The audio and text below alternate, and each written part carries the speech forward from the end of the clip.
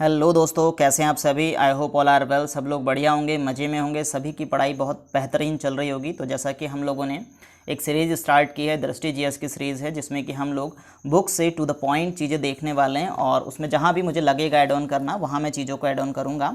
और ये आपके सारे अपकमिंग एग्जाम्स के लिए मोस्ट इंपॉर्टेंट सीरीज़ होने वाली है। अगर अब तक आपने चैनल को सब्सक्राइब नहीं किया तो चैनल को सब्सक्राइब कर लीजिए, क्योंकि ये जो बुक है मैं इसकी कंप्लीट सीरीज़ आपको करवाने वाला हूँ। पूरा हम जीएस दृष्टि का पूरा देखने वाले हैं, जो कि आपके सभी अपकमिंग एग्जाम्स के लिए मोस्ट इंपॉर्टेंट है। बड़े सारे एग्जाम्स आने वाले हैं। जनरली होता क्या है, हम बुक को पढ़ते तो हैं लेकिन बहुत सारी चीज़ें हमारी समझ में नहीं आ पाती है। तो ये बुक को मैं आपको इजी वे में आप तक डिलीवर करने की एक छोटी सी कोशिश कर रहा हूँ। उम्मीद है कि आपको ये पसंद आएगा। तो हमने इस वीडियो सीरीज़ में अब तक जो है कि 3 वीडियो अपलोड कर लिए। पहला हमने जो है कि सोर्सेज ऑफ हिस्ट्री देखा, और दूसरा हमने देखा था इंडस वैली सिविलाइजेशन का इंट्रोडक्शन, और तीसरा हमने इंडस वैली सिविलाइजेशन को पूरा ख़त्म किया। आज चौथा हमारा होने वाला है वैदिक संस्कृति या वैदिक टाइम पीरियड। तो ये आप देख पाएंगे बुक से, एज अ बुक से मैं करवा रहा हूँ, लेकिन जहाँ जहाँ मुझे लग रहा है ज़रूरी है मैं चीज़ें इसमें ऐड ऑन करता चला जा रहा हूँ। तो आज हम लोग वैदिक सभ्यता को शुरू करने वाले हैं। तो चलिए वीडियो को स्टार्ट करते हैं। तो हमने देखा, जो थोड़ा सा मैं एक ब्रीफ इंट्रोडक्शन आपको और दे दूँ कभी कभी, क्योंकि ये भी प्रश्न बन जाता है कि ये किसके अंदर आता है। इतिहास आपका 3 भागों में बटा होता है। एक प्रागैतिहासिक काल हमने देखा, दूसरा आद्य ऐतिहासिक काल हमने देखा, तीसरा ऐतिहासिक काल हमने देखा। प्रागैतिहासिक काल में आपके पास कोई भी लिखित साक्ष्य उपलब्ध नहीं है, ऐसा टाइम पीरियड आपका प्रागैतिहासिक काल कहलाता है। इसके अंदर मेनली आपके पाषाण काल आ जाता है, इसके अंदर मेनली पाषाण काल आ जाता है। दूसरा हमने देखा आद्य ऐतिहासिक काल, जिसमें आपके पास लिखित साक्ष्य तो उपलब्ध हैं, लिखित साक्ष्य हैं, लेकिन क्या है, उनको पढ़ा नहीं गया है। ऐतिहासिक काल वो टाइम पीरियड है जब आपके पास लिखित साक्ष्य हैं और उनको पढ़ा भी गया है। आद्य ऐतिहासिक काल, प्राग ऐतिहासिक काल में हमने पाषाण काल पढ़ा, आद्य ऐतिहासिक काल में हमने सिंधु घाटी सभ्यता को पढ़ा, और अब ऐतिहासिक काल में हम जो स्टार्ट करने वाले हैं वो वैदिक सभ्यता को हम लोग स्टार्ट करने वाले हैं। तो वैदिक सभ्यता जो आपका है, ध्यान देंगे कि हमने लास्ट जो टर्म ख़त्म किया था वो ये ख़त्म किया था कि जो इंडस वैली सिविलाइजेशन का पतन हुआ, वो ये माना जाता है कि उसका एक कारण जो है कि बाढ़ एक प्रभावी कारण माना जाता है, बाढ़ सबसे प्रभावी कारण। लेकिन कुछ कारणों में ये भी माना जाता है कि यहाँ पर सेंट्रल एशिया से, मध्य एशिया से आर्यंस लोग आए और इन्होंने क्या किया, यहाँ पर एक तरह से आक्रमण किया इंडस वैली सिविलाइजेशन पे। और यहाँ के जो निवासी थे वो उनको युद्ध से परिचित नहीं थे, घोड़ों से परिचित नहीं थे, तलवारों से परिचित नहीं थे, तो वो इनसे हार गए और ये सभ्यता का पतन हो गया और आर्यों की एक नई सभ्यता, वैदिक सभ्यता का विकास होता है, ऐसा माना जाता है। ठीक है, ऐसे कोई स्पष्ट प्रमाण नहीं है। तो जो हमारे वैदिक सभ्यता है, वैदिक सभ्यता की अगर हम बात करेंगे तो वैदिक सभ्यता मेनली क्या है, हम देखेंगे कि वैदिक सभ्यता, जो वैदिक शब्द है, वैदिक शब्द जो लिया गया है वो वैदिक शब्द वेद से बना है, वैदिक शब्द वेद से बना है। ठीक हो गया, वेद से वैदिक शब्द बना है और वेद का अर्थ होता है ज्ञान। तो ये जो आपकी पूरी सभ्यता है ये ज्ञान पर बेस्ड है, और इसमें जो ज्ञान दिया गया है वो वेदों का ज्ञान दिया गया है। इसमें हम पूरा वेदों का स्टडी करते हैं, आर्यों की स्टडी करते हैं। ठीक है, और जो एक शब्द आपका और प्रश्न पूछा जाता है कि वैदिक संस्कृति में आर्य शब्द का अर्थ क्या है। आर्य, जो आर्य शब्द हम प्रयोग कर रहे हैं, आर्य का मतलब क्या है, आर्य क्या है, तो आर्य का मतलब है श्रेष्ठ। ये प्रश्न आपसे पूछा गया है, कई एग्जाम्स में पूछा गया, बड़े बड़े एग्जाम्स में भी पूछा जाता है। श्रेष्ठ या फिर उच्च कुल का व्यक्ति, उच्च कुल का व्यक्ति, इसको कहा जाता है आर्य। आर्य का मतलब ये है। ठीक है, और एक इम्पॉर्टेंट, सबसे इम्पॉर्टेंट बात है कि सबसे पहले इस शब्द का प्रयोग मैक्स मूलर ने किया। लिखते रहेंगे ये पॉइंट्स आप। मैक्स मूलर ने सर्वप्रथम 1853 में, 1853 में आर्य शब्द का प्रयोग, इस लाइन को एज इट इज़ लिख लीजिए, आर्य शब्द का प्रयोग एक श्रेष्ठ जाति के लिए किया। आर्य शब्द का प्रयोग एक श्रेष्ठ जाति के लिए किया। ठीक है, ये ध्यान रखेंगे। मैक्स मूलर ने 1853 में आर्य शब्द का प्रयोग एक श्रेष्ठ जाति के लिए किया। ठीक है, अब हम आ जाते हैं थोड़ा सा अपनी बुक पे कि मेनली क्या है जो अब। अच्छा, एक चीज़ और ध्यान देंगे कि जो हम वैदिक पीरियड को पढ़ेंगे, हम ऐसा नहीं पढ़ेंगे, हम इसको 2 पीरियड में पढ़ेंगे। एक तो हम पढ़ेंगे इसमें ऋग्वैदिक काल, ठीक है, और एक हम इसमें पढ़ेंगे उत्तर वैदिक काल। तो जो ऋग्वैदिक काल आपका होने वाला है ये 1500 ईसा से 1500 ईसा पूर्व से 1000 ईसा पूर्व होने वाला है। और उत्तर वैदिक काल 1000 ईसा पूर्व से 600 ईसा पूर्व होने वाला है। राइटिंग पे मत जाइएगा, बस जो मैं शब्द बोल रहा हूँ उन पे ध्यान दीजिएगा और साथ साथ नोट्स बनाते जाइएगा। अब देखेंगे हम कि जो ऋग्वैदिक पीरियड है, थोड़ा सा अब हम बुक पे भी ले लेते हैं क्योंकि हमने बुक को ख़त्म करने की बात की है तो बुक से ही लेंगे। अब ये बेसिक था। तो सिंधु घाटी सभ्यता के बाद जीवन हमें वेदों के मायने पता चलते हैं कि भाई वेद क्या है। सिंधु घाटी के बाद हमें पता चलता है कि भाई सिंधु सभ्यता के बाद जीवन हमें वेदों के माध्यम से पता चलता है, इसलिए इसे वैदिक संस्कृति कहते हैं। मतलब सिंधु घाटी सभ्यता के बाद हमारे भारत में क्या हुआ, या सिंधु घाटी सभ्यता के बाद कौन सी सभ्यता का विकास हुआ, वो कैसे रह रहे थे, क्या रह रहे थे, क्या किया, इस बात की जानकारी के लिए हमको वैदिक टाइम पीरियड को पढ़ना पड़ेगा। कहने का मतलब ये है, चूँकि आर्यों को इस संस्कृति का संस्थापक माना जाता है, इसे इसलिए आर्य संस्कृति भी कहते हैं। मोस्ट इम्पॉर्टेंट, सिंधु घाटी सभ्यता एक नगरीय सभ्यता थी, जबकि उसके बाद जो सभ्यता आई वैदिक सभ्यता वो एक ग्रामीण सभ्यता थी। ध्यान देंगे, ठीक है। और मैक्स मुलर ने आर्यों का मूल निवास मध्य एशिया को माना, बोला कि मध्य एशिया से आए, ठीक है। सबसे पहले इसने इसका प्रयोग कब किया, 1853 में आर्य शब्द का प्रयोग एक श्रेष्ठ जाति के लिए किया और उन्होंने कहा कि ये जो श्रेष्ठ जाति है ये मध्य एशिया से आई। वैदिक काल को दो भागों में, ऋग्वैदिक काल और दूसरा उत्तर वैदिक काल में हम पढ़ते हैं। ऋग्वैदिक काल आपका 1500 ईसा पूर्व से 1000 ईसा पूर्व, उत्तर वैदिक काल आपका 1000 से 600 ईसा पूर्व के बीच में माना जाता है। फिर बात करते हैं हम ऋग्वैदिक काल की। तो ऋग्वैदिक काल आपका 1500 ईसा पूर्व से 1000 ईसा पूर्व। भारतीय आर्यों के संबंध में प्रथम जानकारी हमको ऋग्वेद से ही मिलती है। वैदिक काल का सबसे पुख्ता प्रमाणिक, सबसे ज़्यादा जानकारी देने वाला वेद ऋग्वेद है, सबसे प्राचीन वेद है, सबसे ज़्यादा जानकारी देने वाला वेद है। ऋग्वेद में आर्य शब्द का उल्लेख 36 बार हुआ है, ठीक है। और एक इम्पॉर्टेंट बात, एक ईरानी भाषा का ग्रंथ है अवेस्ता और ऋग्वेद, इनकी दोनों बातें लगभग जो है कि समान है। तो सिंधु आर्यों की सबसे जो प्रमुख नदी है जिसका ऋग्वेद में बार बार उल्लेख है, ध्यान देंगे, सिंधु आर्यों की सबसे प्रमुख नदी आपसे पूछेगा कौन है, तो आर्यों की सबसे प्रमुख नदी है सिंधु, यहीं पर ही आकर के बसे ना, तो इनकी प्रमुख नदी है, इसका बार बार उल्लेख किया गया है।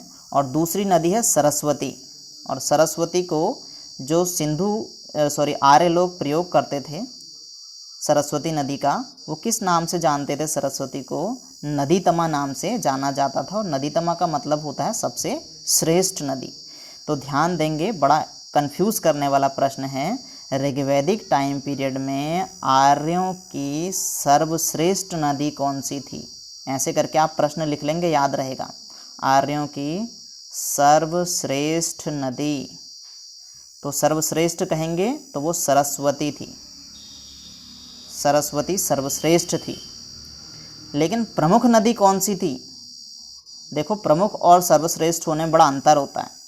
हो सकता है कि उनके जितने भी कामकाज हुआ करते थे, सिंचाई का काम हो गया, जानवरों को पानी पिलाना, खुद के पानी का प्रबंध करना, हो सकता है वो सिंधु नदी से होता हो, और एज अ सिंबल ऑफ उसको हम पीस या फिर सिंबल ऑफ गॉड, क्या पता वो सरस्वती को मानते हो, तो इसलिए सर्वश्रेष्ठ उनकी सरस्वती थी और जो प्रमुख नदी थी उनकी वो सिंधु थी। आई होप समझ पाए होंगे आप बात को। तो ऋग्वेद में गंगा का एक बार, जिसको आज आप प्रमुख नदी कहते हैं, उसका प्रयोग एक बार हुआ है और यमुना का उल्लेख 3 बार हुआ है। तो देखो 4 नदी आ गई, सरस्वती सर्वश्रेष्ठ नदी, सिंधु प्रमुख नदी, गंगा का उल्लेख 1 बार, यमुना का उल्लेख 3 बार, ठीक है। और जहाँ पर आर्य लोग रहते थे उनके निवास स्थल को बोला गया है सप्त सैंधव क्षेत्र। सप्त सैंधव का मतलब है 7 नदियों का क्षेत्र। सप्त सैंधव में लिख लेंगे 7 नदियों का क्षेत्र। देखिए मैं फिर से आपको रिपीट कर रहा हूँ, कोई यूट्यूबर नहीं हूँ इतना बड़ा कि भाई आपको डिजिटल बोर्ड वगैरह, मुझे तो पीपीटी बनाना भी सही तरीके से आता नहीं है। सही तरीके से क्या आता ही नहीं है, इस तरीके से मुझे इतना एडिटिंग वगैरह इतना कुछ नहीं जिससे कि मैं आपको बिल्कुल प्रॉपर करवा पाऊँ। सीधा सीधा बस फ़ोटो ली बुक की और आपको पढ़ाना शुरू कर दिया।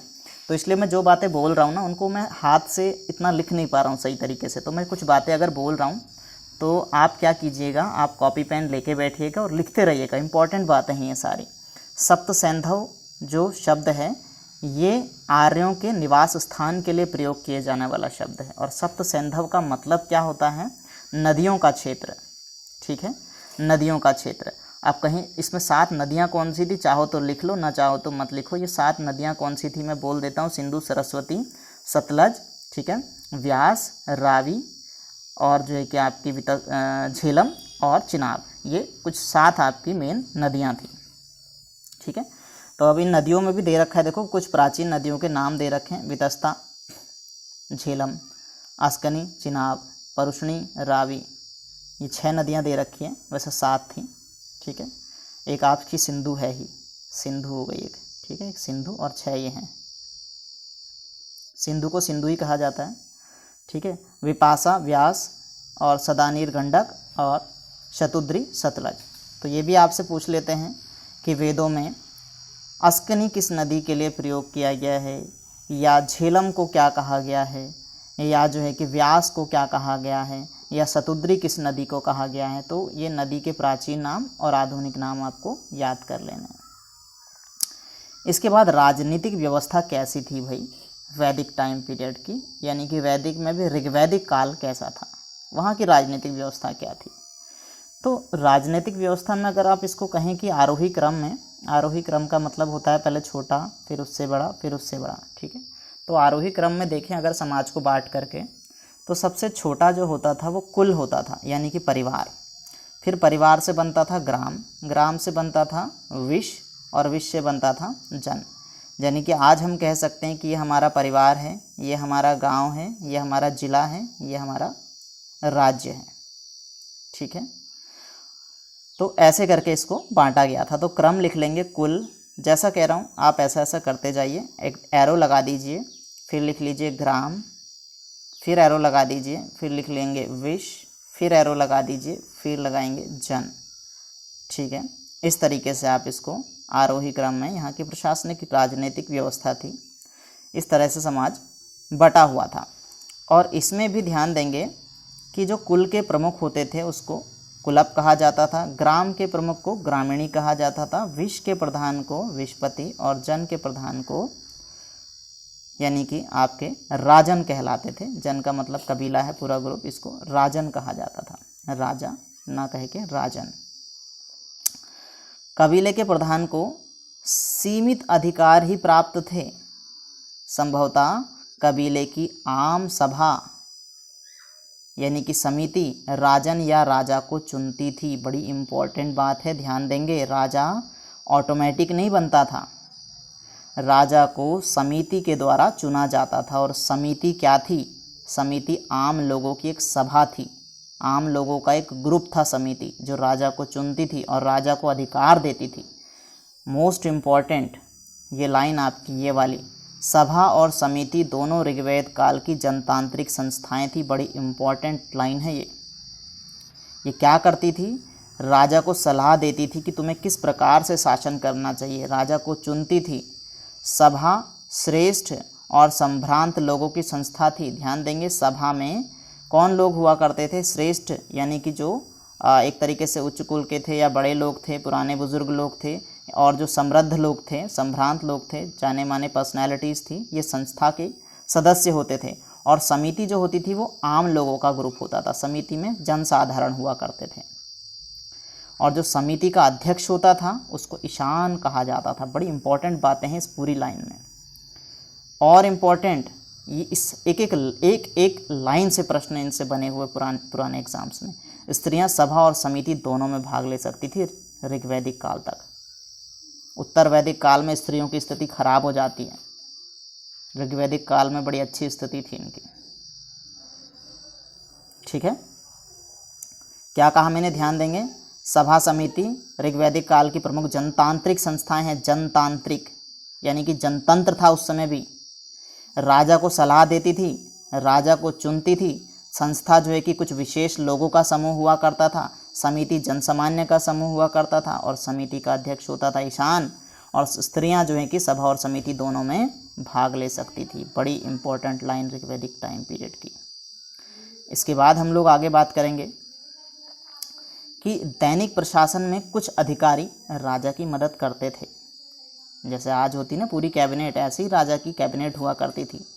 उसमें कौन होते थे? सेनानी और पुरोहित मेन हुआ करते थे। जनता स्वेच्छा से राजा को उसका अंश देती थी, टैक्स कोई कंपलसरी नहीं हुआ करता था। इट मीन्स इसके अंश को बलि कहा जाता था। बलि क्या था? प्रश्न कई बार पूछा गया है, बलि क्या था? बलि ऋग्वैदिक काल में जनता के द्वारा स्वेच्छा से दिए जाने वाला कर था। लिख लो इस लाइन को सीधा सीधा, बलि क्या था? बलि ऋग्वैदिक काल में जनता द्वारा राजा को स्वेच्छा से दिए जाने वाला कर था। ऋग्वेद में चरागाह या बड़े जत्थे के प्रधान को व्राजपति कहा जाता था। पूछेगा व्राजपति क्या था?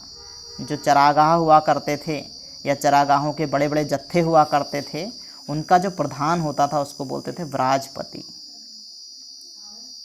ठीक है। और ऋग्वेद में दुर्गपति के लिए पुरप शब्द यूज़ किया है। दुर्गपति क्या होता है? दुर्ग मतलब किला, किला का जो रक्षक होगा, किले का रक्षक, उसको बोलते थे पुरप। और गुप्तचर को कहते थे स्पश। तो पुरप शब्द किसके लिए यूज़ होता था? स्पश शब्द किसके लिए यूज़ होता था? व्राजपत किसके लिए यूज़ होता था? उग्र क्या होता था? बलि क्या होता था? गविष्टि क्या होता था? सभा क्या था? समिति क्या था? बड़े सारे प्रश्न बनने वाले हैं। एक एक पॉइंट याद करते चलिए मेरे साथ। चलिए, किया गया था, उग्र नामक अधिकारी अपराधियों को पकड़ने का कार्य करता था। उग्र उद्दंड लोगों को पकड़ने का काम करता था। स्पश गुप्तचर, पुरप दुर्गपति। युद्ध में कबीले का नेतृत्व राजा करता था, कॉमन बात है। युद्ध के लिए ऋग्वेद में युद्ध के लिए गविष्टि शब्द का प्रयोग किया गया है। और इनको पता आप क्या करेंगे, कैसे याद रख पाएंगे? ऐसे कभी याद नहीं होंगे। इन शब्दों को लिखना एक सामने, लिखना पुरप, लिखना स्पश, लिखना उग्र, लिखना गविष्टि और डैश लगा के इनके आगे लिखना इनको क्या कहते हैं। ठीक है, तब आप इजीली याद कर पाएंगे चीज़ों को। ठीक है। और गविष्टि क्या होता है? इसका मतलब होता है गाय की खोज। तो गाय बड़ा प्रमुख संसाधन हुआ करती थी उस समय। सबसे मेन गायों के लिए युद्ध हुआ करते थे ऋग्वैदिक काल में, इसलिए गविष्ठि बोला गया है इस युद्ध को। जो युद्ध क्योंकि हो ही गाय के ले रहा है। ठीक है। गाय, जिसके पास सबसे ज़्यादा गाय, वो सबसे रईस आदमी माना जाता था। गाय तो बड़ा धन थी उस समय, सोना चांदी था आज का उस समय गाय। तो ऋग्वेद के 7वें मंडल में दशराज युद्ध की बात की गई है। दशराज युद्ध भी पूछा गया है, कहाँ पर दशराज युद्ध का जिक्र हुआ है? तो 7वें मंडल में। ठीक है। और जो कि परुष्णी यानी कि रावी नदी के किनारे भरत जन एवं 10 अन्य जनों के बीच हुआ था। ठीक है। भरत एक राजा थे, जन का मतलब यहाँ पे राजा है। राजा भरत और 10 और राजा, इन्होंने मिल कर के जो सुदास नामक एक ऋषि थे, इनके साथ युद्ध लड़ा था। ठीक है। क्यों युद्ध लड़ा था? इन्होंने, इनका जो पुरोहित थे ना, ये भरत के पुरोहित थे सुदास, इन्होंने इनको बाद में हटा दिया था, तो इनको अपनी इंसल्ट फील हुई, तो इन्होंने एक युद्ध लड़ा। इस युद्ध को दशराज युद्ध बोला गया क्योंकि इसमें 10 राजा शामिल थे और ऋषि सुदास वर्सेस 10 राजा, और इन राजाओं का लीडर था भरत। तो इनका युद्ध होता है जिसमें सुदास की जीत होती है, ध्यान देंगे। ठीक है। अथर्ववेद में सभा और समिति को प्रजापति की 2 पुत्रियां कहा गया है। Important line. सभा और समिति ऋग्वैदिक काल की प्रमुख राजतांत्रिक संस्थाएं थी। प्रमुख राजतांत्रिक संस्थाएं थी जिनको अथर्ववेद में प्रजापति की यानी कि राजा की 2 पुत्रियां कहा गया है। ठीक है। अब बात करेंगे समाज कैसे बटा हुआ था। तो ध्यान देंगे कि ऋग्वेद के 10वें मंडल में, देखो 7वें मंडल में दशराज युद्ध की बात होती है। 10वां मंडल और प्रथम मंडल को ऋग्वेद के अंत में जोड़ा गया था। तो जो 10वां मंडल है, 10वें मंडल में भी एक आता है पुरुष सूक्त। इस पुरुष सूक्त में चतुर्वर्ण व्यवस्था का वर्णन किया गया है। कई बार प्रश्न, एक एक लाइन मैं कह रहा हूँ ना, इस बुक की एक एक लाइन अपने आप में, जैसे आप प्रीवियस ईयर क्वेश्चंस को पढ़ते हैं ना, कुछ पढ़ने की ज़रूरत नहीं है, इसकी एक एक लाइन रट लो बस, बड़ी इंपॉर्टेंट है एक एक लाइन। ये बुक अपने आप में बड़ी इंपॉर्टेंट है, लेकिन बात यह है कि समझ में नहीं आ पाती है बहुत सौ को चीज़ें कि क्या है, और फैक्ट जनरली ऐसे याद हो नहीं पाते हैं, कहीं ना कहीं कहानी को जोड़ के बताना पड़ता है, तब वो चीज़ें आपने अगर पहले डिटेल पढ़ा हुआ है तो आप इजीली उसको समझ पाएंगे, ठीक है। और नहीं पढ़ा हुआ है तो फिर टेंशन नहीं लेंगे, फिर भी मैं हूँ आपके साथ, पूरी बुक खत्म करवाऊँगा आपको। तो ऋग्वेद के 10वें मंडल के पुरुष सूक्त में चतुर्वर्ण का उल्लेख किया गया है, यानी 4 वर्णों की बात की गई है। ऋग्वेद में बोला गया है कि एक जो है कि क्या थे, एक विराट पुरुष थे, एक ब्राह्मण थे, एक विराट पुरुष थे, जिनके पूरी शरीर से 4 वर्णों की उत्पत्ति होती है। उसमें जो मेन बात करेंगे हम, इस पुरुष को कहा गया ब्रह्मा। बोला कि इसके मुख से तो जो क्या हुआ, ब्राह्मणों की उत्पत्ति हुई है, और भुजाओं से क्षत्रियों की उत्पत्ति हुई है, और जंघा से वैश्यों की उत्पत्ति हुई है, और पैरों से शूद्रों की उत्पत्ति हुई है, ये माना गया। ऋग्वेद के 10वां मंडल पुरुष सूक्त चतुर्वर्णी व्यवस्था। एक ब्रह्म विराट पुरुष था जिसके शरीर के अंगों से 4 वर्णों की उत्पत्ति हुई, मुख से ब्राह्मण, ठीक है, भुजाओं से क्षत्रिय, मतलब पावर का काम भुजाओं का होता है ना, क्षत्रिय, पढ़ाने का काम मुंह से होता है, तो मुंह से ब्राह्मण का जन्म, ठीक है, वैश्य व्यापार जंघाओं से, ठीक है, और पैरों से जो निम्न माना गया शूद्रों की उत्पत्ति हुई है। समाज जो था देखिए पितृसत्तात्मक हो गया, लेकिन हम ये नहीं कह सकते हैं कि महिलाओं की स्थिति बदतर थी, महिलाओं की स्थिति बड़ी अच्छी थी ऋग्वैदिक काल में।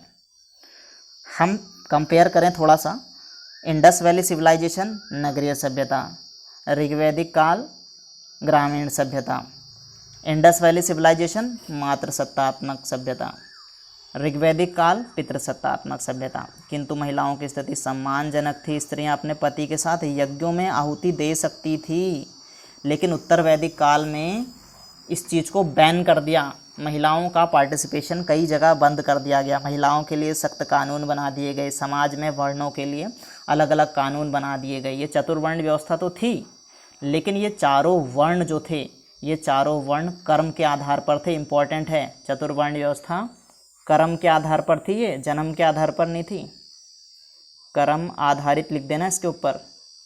और उत्तर वैदिक काल में ये जन्म आधारित हो गई, मतलब अगर तुम टीचिंग का काम कर रहे हो तो तुम ब्राह्मण कहलाओगे, तुम सेना में रक्षा का काम कर रहे हो तो तुम क्षत्रिय कहलाओगे, तुम व्यापार कर रहे हो तो तुम वैश्य कहलाओगे, तुम कोई भी सेवा का काम कर रहे हो तो तुम शूद्र कहलाओगे। लेकिन बाद में ये हुआ कि भाई शूद्र के घर में पैदा हुआ है तो शूद्र ही है, ब्राह्मण के घर में पैदा हुआ है तो ब्राह्मण ही है, क्षत्रिय के घर में पैदा हुआ है तो क्षत्रिय ही है। ये हो गया उत्तर वैदिक काल में, ध्यान रखेंगे। सॉरी। अच्छा, इसके बाद समाज की सबसे छोटी इकाई परिवार या कुल हुआ करती थी, जिसका मुखिया पिता होता था, और इसको कहा जाता था कुलप, ठीक है, कुलप, परिवार या कुल का मुखिया कुलप। नियोग प्रथा थी, विधवा विवाह का प्रचलन था, किंतु बाल विवाह पर्दा प्रथा प्रचलन में नहीं थी, ठीक है। नियोग और विधवा विवाह का प्रचलन था, मतलब विधवा विवाह भी हो जाता था, और नियोग एक प्रथा थी, थोड़ा बेकार कस्टम है, इसको आप खुद से सर्च करके देख लीजिएगा। लेकिन बाल विवाह और पर्दा प्रथा का प्रचलन उस समय नहीं था। आजीवन एक इम्पॉर्टेंट अमाजू कहा जाता था, आजीवन अविवाहित रहने वाली महिला को, ठीक है, और जो कभी शादी नहीं करती थी ऐसी महिलाओं को कहा जाता था अमाजू। ऋग्वेद में लेकिन ऐसी लोप मुद्रा, घोषा, अपाला, विस्वरा जैसी विदुषी महिलाओं का उल्लेख मिलता है, मतलब महिलाओं का बड़ा सम्मान होता था, बड़ी पढ़ी लिखी महिलाएं। विदुषी मतलब होता है इंटेलिजेंट, विद्वान, जैसे विद्वान पुरुषों के लिए यूज़ करते हैं, ऐसी विदुषी महिलाओं के लिए शब्द यूज़ होता है। तो ऋग्वेद में हमें जो पता चलता है कि महिलाएं बड़ी विद्वान थी। लोप मुद्रा, घोषा, अपाला, विस्वरा, ये चारों बड़ी इंटेलिजेंट महिलाएं थी। ऋग्वेद में वनस्पतियों से सोम रस बनाने की विधि का वर्णन किया गया है, जो आर्यों का पेय पदार्थ था, ठीक है। अब बात करते हैं कि भैया पैसा कहाँ से आता था, अर्थव्यवस्था कैसे चलती थी। तो गाय और सांड की अत्यधिक चर्चा के कारण ऋग्वेद आर्यों को पशुचारक भी कहा जाता था कि ये पशुचारक थे। क्यों थे? क्योंकि प्रमुख जो धन था वो गाय था, और गाय है तो सांड भी होगा ही होगा, सीधी सी बात है। गाय को सबसे उत्तम धन माना गया, ये वाली लाइन इम्पॉर्टेंट है, उत्तम धन। और इसको एक शब्द यूज़ किया, अघन्या। अघन्या मतलब जिसको मारा ना जा सके, अगर इसको मारा तो ये महापाप है, मारे न जाने योग्य पशु है ये, जिसकी हत्या नहीं कर सकते आप। घोड़ा एक महत्वपूर्ण पशुधन था, घोड़ा भी एक महत्वपूर्ण पशु था, इनका युद्ध वगैरह के लिए काम आने वाला। आर्यों द्वारा धातु के रूप में सर्वप्रथम तांबे का प्रयोग किया गया। सबसे पहले मनुष्य ने जो धातु प्रयोग करी, तांबा प्रयोग किया। ऋग्वैदिक काल में क्या यूज़ किया गया? कांसा यूज़ किया गया। सिंधु घाटी सभ्यता में कांसा प्रमुख धातु थी। सिंधु घाटी सभ्यता में कांसा किससे बनता है? तांबा और टिन से बनता है, ठीक है। और ऋग्वैदिक टाइम पीरियड में तांबा प्रमुख धातु थी। अब भैया धर्म पे कैसे विश्वास करते थे, किसको मानते थे? तो इंद्र ऋग्वैदिक आर्यों के प्रमुख देवता थे, ध्यान देंगे, इंद्र को ये प्रमुख देवता मानते थे। और इंद्र को बोला गया पुरंदर। इस पर सर्वाधिक सूक्त हैं, 250 सूक्त। सूक्त होता है मंत्रों का एक ग्रुप, 3 से 300 के बीच में, 3 to 300 जो मंत्र होते हैं, a group of mantras is called सूक्त। तो 250 सूक्त केवल इंद्र के बारे में ही हैं। तो सोचो भैया इंद्र कितने इंपॉर्टेंट देवता थे उस समय। इनको बादलों का देवता कहा जाता था तब भी और अब भी। अग्नि देवता दूसरे स्थान पर थे, इन पर 200 सूक्त हैं। अग्नि को मनुष्य और देवताओं के बीच मध्यस्थ की भूमिका निभाने वाला देवता के रूप में कहा गया है। देखो पहले देवता हैं इंद्र, फिर हो गई जनता, अब जनता और भगवान को मिलाने वाले हो गए अग्निदेव, ठीक हो गया। वरुण भी एक प्रमुख देवता थे जो कि ऋतु के नियामक थे, सीजन के कंट्रोलर, इसलिए वरुण का मतलब होता हवाएं। अगर आप ज्योग्राफी पढ़ेंगे ना, जब मैं ज्योग्राफी स्टार्ट करूंगा तब आप क्लाइमेटोलॉजी में देखेंगे कि हवाएं और आर्द्रता, हवाओं की वजह से ही क्या होता है, हवाएं जैसे हमारा जहाँ लो प्रेशर होता है और हाई प्रेशर होता है, हाई प्रेशर से लो प्रेशर की तरफ को हवाएं चलती है, और हवाएं अपने साथ क्या करती है, आर्द्रता को लेकर के चलती है, ह्यूमिडिटी को लेकर के चलती है, जिससे मौसम में परिवर्तन होता है। यानी कि ऋतु को कंट्रोल करने का, सीजन को कंट्रोल करने का काम वरुण देवता का था। मतलब अभी भी कुल मिला करके ये जो डिपेंड है वो प्रकृति पर ही डिपेंड है। एक इंद्र नाम के देवता आ गए। इंद्र भी बारिश है वैसे, जनरली बारिश या बादल। तो शुरू में इंसान जैसे आज मूर्तियों की पूजा करते हैं, ऐसी पूजा न करते हुए क्या करते थे, मेनली इस प्रकार प्रकृति को देवता मानते थे, ठीक है।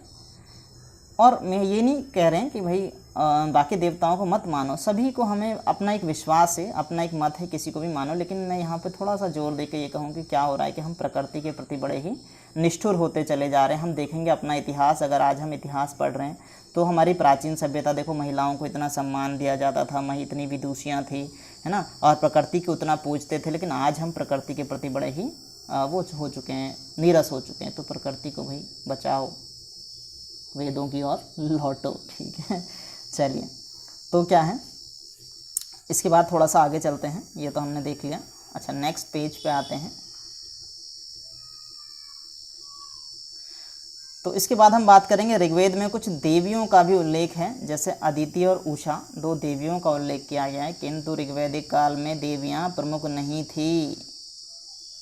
स्तुति पाठ और यज्ञ बलि उपासना की प्रमुख रीति थी। यज्ञ बलि होती थी, स्तुति की जाती थी, ध्यान किया जाता था, ये पूजा पाठ का प्रमुख तरीका था।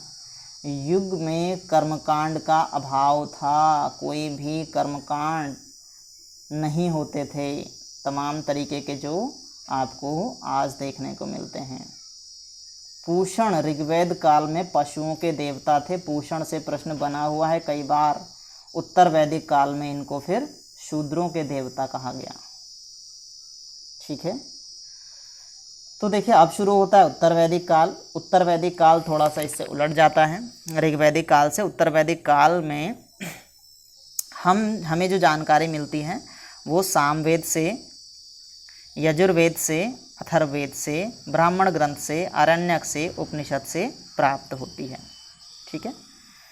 देखिए वेद क्या थे ना, आपके वेद सारे पद रूप में थे। और वेदों को समझने के लिए उनका डिस्क्रिप्शन दिया गया था, गद्य रूप दिया गया था, गद्य रूप, इसको बोला गया ब्राह्मण ग्रंथ। और जंगलों में जो ऋषि मुनियों ने ज्ञान दिया अपने शिष्यों को, उसको बोला गया आरण्यक। जंगलों में बैठ करके तपस्या करी, ज्ञान प्राप्त करा, लिखा, उसको आरण्यक कहा गया।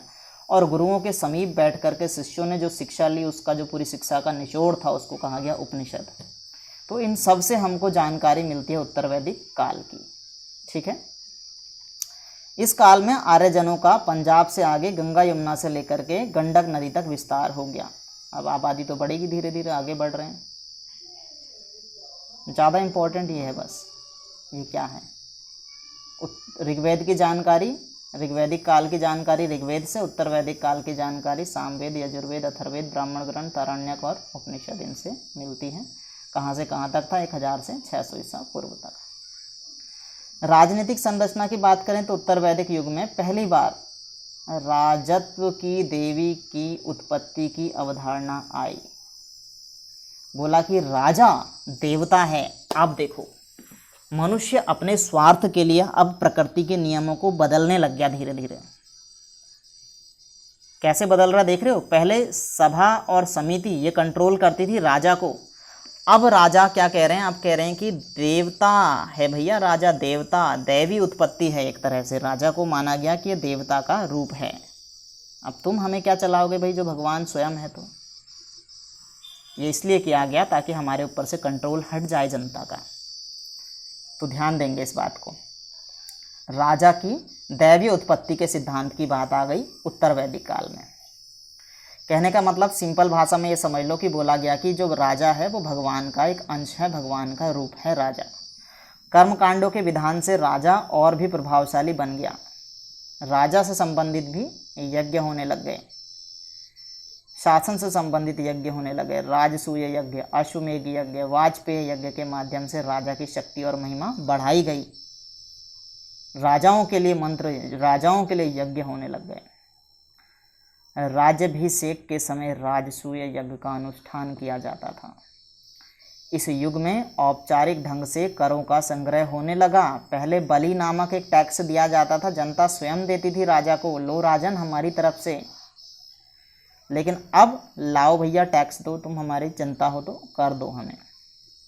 इसके संग्रह संचालन के लिए संग्रहित्र नामक अधिकारी होता था, यानी टैक्स कलेक्टर बन गया। पहले कोई टैक्स कलेक्टर नहीं था, जनता स्वयं राजा को टैक्स दे देती थी।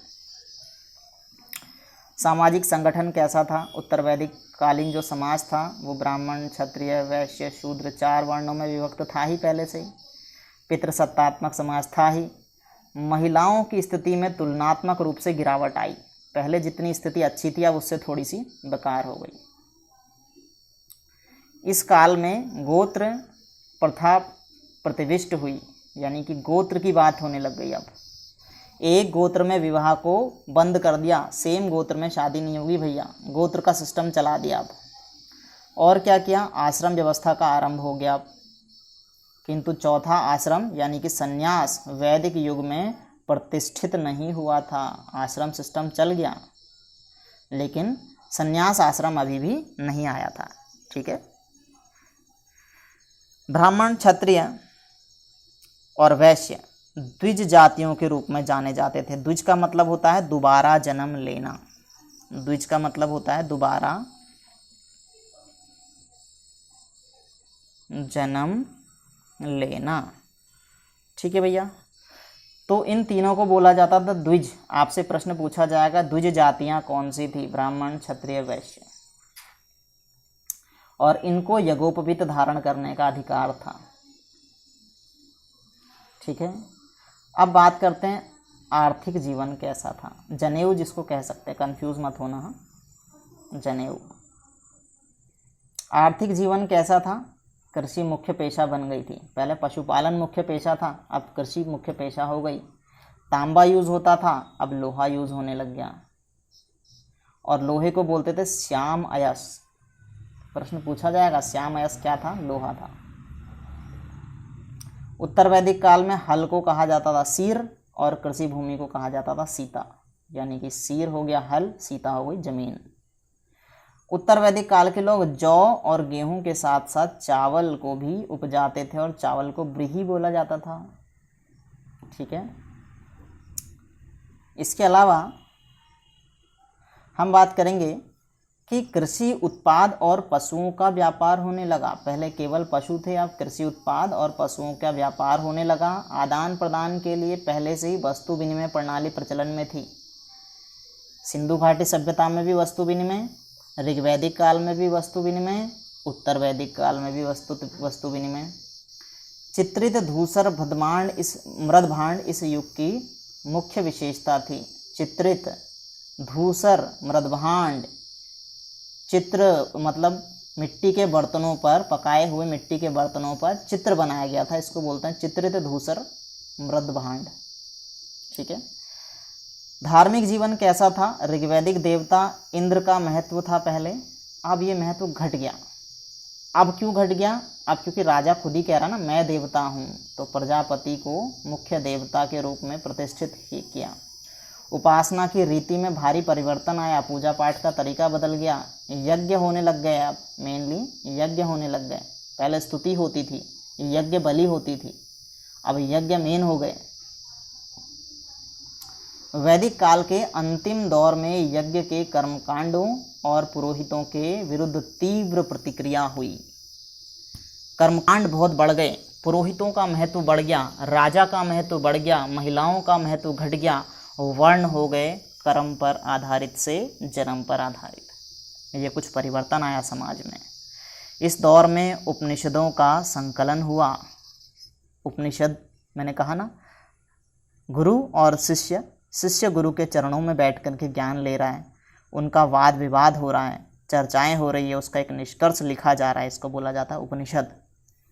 उपनिषद कलेक्ट होने लग गए अब, जिसमें कर्मकांड की निंदा की गई है। बोला कर्मकांड गलत है, तमाम तरीके के तुम, कर्मकांड का मतलब तंत्र मंत्र पूजा पाठ के जो जितने रीति रिवाज बढ़ रहे हैं इनको बोलते हैं कर्मकांड। सम्यक विश्वास और सम्यक ज्ञान पर एक अच्छा विश्वास, सत्य पर विश्वास करो, सही ज्ञान की खोज करो और ब्रह्म को एकमात्र सत्ता स्वीकार किया गया।